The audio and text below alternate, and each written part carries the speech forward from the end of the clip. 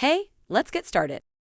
You should optimize your subpages for keywords that are relevant to their topic in order for your subpages to be displayed in the search engine results when users look for something more specific. Assign your keywords to existing pages of your website, and Ranking Coach will help you optimize those. We recommend you choose one keyword per subpage. If you want to rank for a keyword that is not relevant for any of your existing pages, you can create a new subpage. Log into your WordPress account as usual to get to the dashboard shown here. Click on Products in the left menu, and then click on Add New. Give your new product a name. If possible, enter one of your keywords here. Add a product description. We will optimize this in a later task.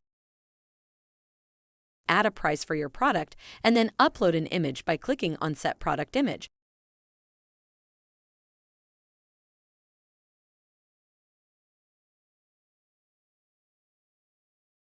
Optionally, you can add any additional information that you would like to have on your new product page. When finished, click on Publish. Great work! You've now finished with this task. Let's move on to the next one. If you want to learn more about digital marketing, visit rankingcoach.com to see how we can help your business's online presence.